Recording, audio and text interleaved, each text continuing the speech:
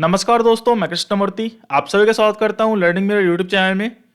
मैंने जो है आपको एनएसडीएल का revised process for submission of market transfer मैंने बताया हुआ था। अब जो है मेल आया हुआ है सीडीएसएल इंडिया की तरफ से, तो ये भी मैं आपको एक्सप्लेन कर दूं चीज़ें क्या है। सबसे पहले बता दूं सीडीएसएल और एनएसडीएल क्या है। सीडीएसएल और एनएसडीएल जो डिपॉजिटरी है जहाँ पे जो भी आप स्टॉक्स बाई करते हो T+1 वर्किंग डेज में जो है आपके डीमेट अकाउंट में चला जाता है। मतलब ये जो है आपका इलेक्ट्रॉनिक फॉर्म में आपके सिक्योरिटीज को होल्ड करता है। सीडीएसएल और एनएसडीएल जो है दो डिपॉजिटरी है। यहाँ पे सबसे पहले बता दूं ऑफ मार्केट ट्रांसफर क्या होता है। ऑफ मार्केट ट्रांसफर का मतलब हो गया वो ट्रांसफर जहाँ पे एक डीमेट अकाउंट से दूसरे डीमेट अकाउंट में आप शेयर्स को या सिक्योरिटीज को ट्रांसफर करते हो without any interfere of exchange और क्लियरिंग कॉर्पोरेशन। एक्सचेंज का जो क्लियरिंग कॉर्पोरेशन है, अगर आप स्टॉक्स बाई सेल करते हो तो उसमें क्या होता है, सेलर से जो है आपका क्लियरिंग कॉर्पोरेशन जो है स्टॉक्स डेबिट करेगा और आपके डीमेट अकाउंट में डालेगा।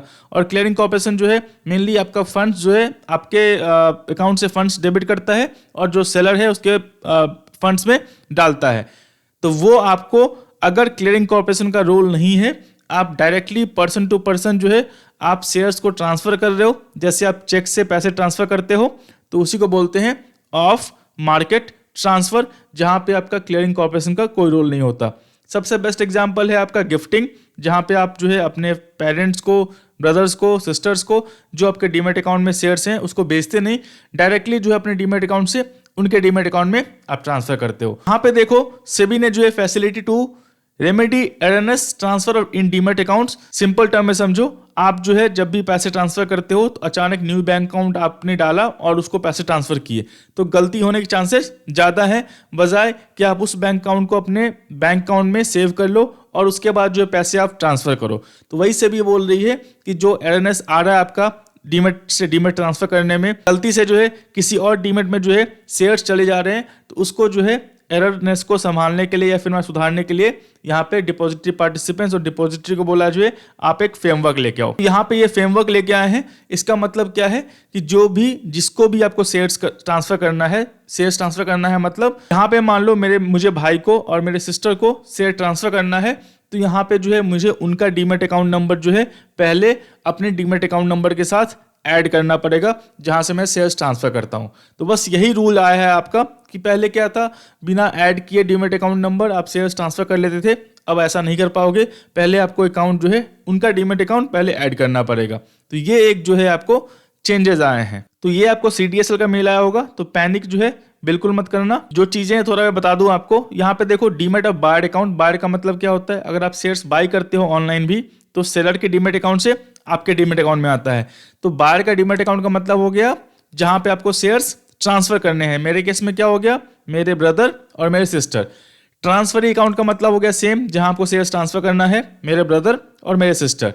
तो यहाँ पे आपको is added as a beneficiary under the demat account number of seller. Seller का मतलब क्या है, जहां से आप शेयर्स खरीदते हो, तो मतलब मैं शेयर्स ट्रांसफर कर रहा हूं आपको, तो मैं सेलर हुआ, तो मुझे अपने डीमेट अकाउंट के अंदर जो है मेरे ब्रदर का और मेरे सिस्टर का एज ए ट्रांसफर अकाउंट जो है, मतलब बायर अकाउंट जो है, मुझे उनके बेनिफिशियरी को ऐड करना, एज ए बेनिफिशियरी जो है उनको ऐड करना पड़ेगा पहले, उसके बाद ही जो है शेयर्स ट्रांसफर कर सकता हूं। CDSL system CDAS will not allow execution of off market transfer without the buyer account being added। तो यहाँ पे क्या बोला है मैंने, जब तक आप अपने बायर के अकाउंट को ऐड नहीं करोगे अपने डीमेट अकाउंट के साथ, ये नए रूल के साथ, आपका शेयर्स ट्रांसफर नहीं होगा। तो ये जो है नया रूल आया हुआ है, तो ये आपको ऐड करना पड़ेगा। बायर का मतलब जिसको मुझे शेयर्स ट्रांसफर करने हैं। ये सबके लिए जो है रिलेवेंट नहीं है, मेरे लिए भी ये जो है रिलेवेंट नहीं है, क्योंकि मैंने आज तक जो है किसी को शेयर्स ट्रांसफर नहीं किए हैं। मेनली ऑनलाइन बाई सेल करते हैं, तो ऑनलाइन बाई सेल वालों को दिक्कत नहीं लेनी है। वहाँ पे क्लियरिंग कॉर्पोरेशन जो है आपको हेल्प कर देता है, सेलर से शेयर्स वो ले लेता है, आपके डीमेट अकाउंट में डाल देता है और आपका फंड जो है सेलर के पास पहुंचा देता है। ये उनके लिए है जिनको शेयर्स सेल नहीं करना, और मान लो जो है अपने डीमेट अकाउंट से अपने फैमिली मेंबर को या किसी और को जो है शेयर्स ट्रांसफर करना है, उनके लिए है। आपको समझना है, समझ ले, बाद में इन फ्यूचर में अगर मान लो जरूरत पड़ी तो ये काम कर सकते हो। तो ये जो मैंने बता दिया, बिना बायर के डीमेट अकाउंट ऐड किए आप नहीं सेल कर सकते। As a benefit under seller account आपके अंडर जो है उनको ऐड करना पड़ेगा। Necessary changes towards this leave has been already rolled, मतलब ये जो है ऑलरेडी हो गया है। तो यहाँ पे देखो रजिस्ट्रेशन प्रोसेस क्या है। एनएसडीएल में फिलहाल अभी फिजिकल है, आप ऑनलाइन उसमें भी चला आएगा, CDSL में फिजिकल ऑनलाइन दोनों आ गया है। रजिस्ट्रेशन एडिंग बायर्स अकाउंट, ध्यान रखना यहाँ बायर्स का मतलब है जिसको आपको शेयर ट्रांसफर करना है। मेरे केस में मेरे अभी फिलहाल ब्रदर और सिस्टर एग्जाम्पल लेना। Adding buyers accounts as beneficiary under seller accounts would be mandatory requirement while executing inter depository, अगर आपको CDSL से CDSL ट्रांसफर करना है शेयर्स, या इंटर डिपॉजिटरी बिटवीन डिपॉजिटरी, मतलब फिर आपको CDSL से NSDL में शेयर्स ट्रांसफर करना है तो आपको जो है ये आपको करना ही करना पड़ेगा। Seller client will have option to register the buyer account as beneficiary either through his or her depository participants or through his or her easiest login।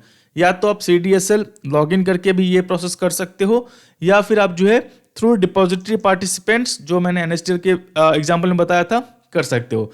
Depository participants का मतलब क्या हो गया? जो डिपॉजिटरी का एजेंट हो, जैसे CDSL का कोई एजेंट होगा उसको बोलेंगे डिपॉजिटरी पार्टिसिपेंट्स। तो यहाँ पे ब्रोकर जो होते हैं वो आपका डिपॉजिटरी के एजेंट होते हैं। जैसे मान लो जीरोधा हो गया, उसके पास CDSL का भी डिपॉजिटरी पार्टिसिपेंट्स है और वो NSDL का भी है। तो मान लो अगर आपका डीमैट अकाउंट CDSL से है जीरोधा का, तो आप जीरोधा को जो है मेल कर सकते हो अपने फॉर्म के साथ, तो वो आपको ऐड कर देगा। तो डिपॉजिटरी पार्टिसिपेंट्स का मतलब समझो ब्रोकर। ब्रोकर का मतलब जहां पे आप ट्रेड लेते हो, जैसे एंजल वन हो गया, जीरोधा हो गया, अपस्टॉक्स हो गया, वो हो गया आपका ब्रोकर। यहाँ पे देखो seller client doing the registration through his और हर DP, अगर आप अपने DP से करते हो तो यहाँ पे क्या करना पड़ेगा वो चीज देख लेना। डिपॉजिटरी पार्टिसिपेंट्स, DP का मतलब डिपॉजिटरी पार्टिसिपेंट से, जैसे मान लो अपने ब्रोकर के थ्रू आप करते हो तो क्या करना पड़ेगा। The seller client would submit a registration form, बताऊंगा रजिस्ट्रेशन फॉर्म को ऐसा है कैसे फिल करना है, in pre specific format annexure A में जो दिया गया है उसमें आपको जो है फॉर्म सबमिट करना है। या फिर मान लो आपका ब्रोकर एक फॉर्मेट देता है तो वो फॉर्मेट में भी आप सबमिट कर सकते हो, कोई दिक्कत नहीं है। वाइल सबमिटिंग द यहाँ पे form, the seller client would have required to provide details, seller demat account number, मतलब मेरा सेलर डीमैट अकाउंट मतलब मेरा खुद का demat account number, buyer demat account number मतलब जिसको मुझे शेयर ट्रांसफर करना है, मेरे केस में ब्रदर और सिस्टर, उसका demat account number, buyer PAN number, मेरे ब्रदर और सिस्टर का पैन नंबर। इसके बाद जो है in the registration form fill कर दो, पोस्ट, जिसके बाद जो है CDSL will send a link in on the mobile number and email ID registered in the demat account of seller client for the verification of buyer account details।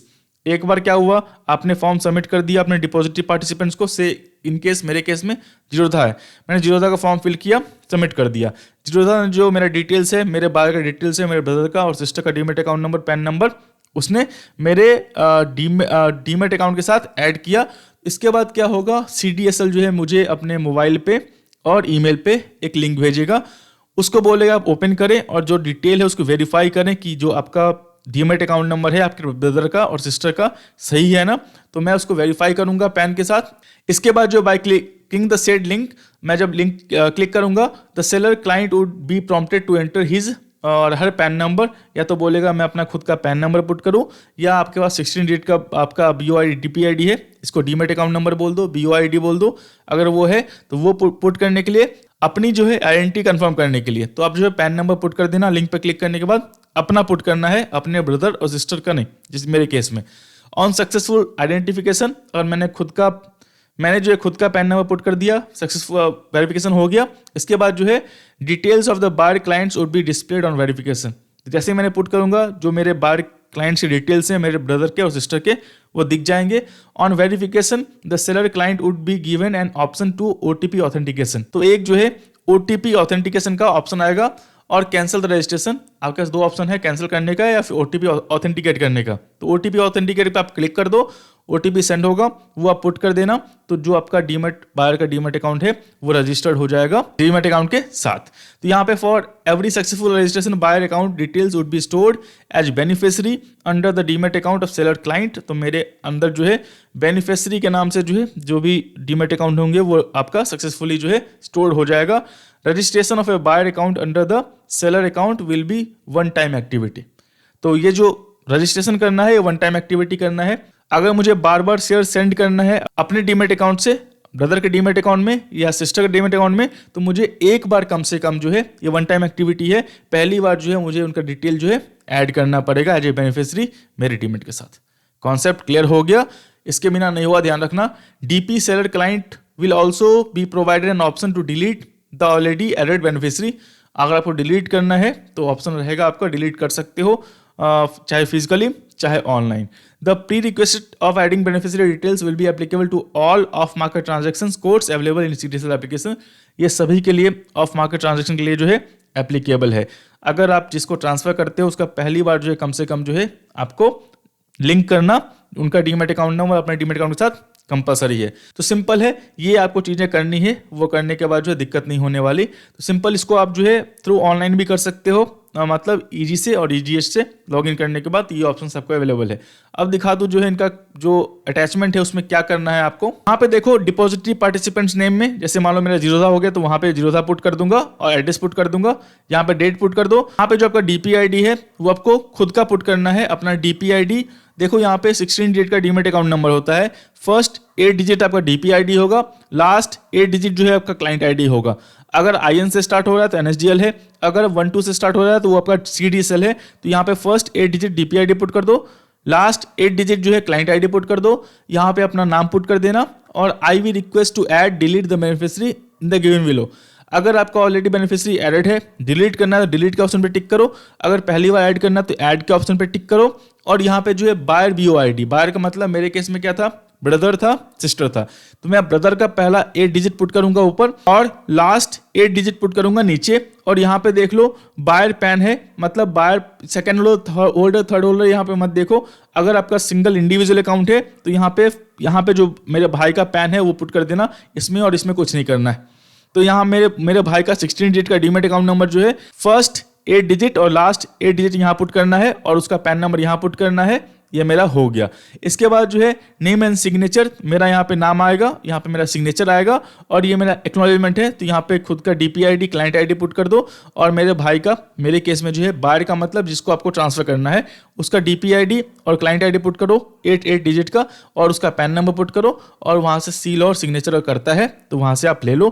तो ये आपका हो गया एक्नॉलेजमेंट और ये ऊपर वाला जो हो गया ये वो रख लेगा कि मतलब प्रूफ के लिए कि आपको जो है आपके बायर का जो है फर्स्ट टाइम DPID ऐड करना है। तो यहाँ पे 1 ऑप्शन दिया गया है, NSDL फॉर्म में 3 ऑप्शन दिया गया है।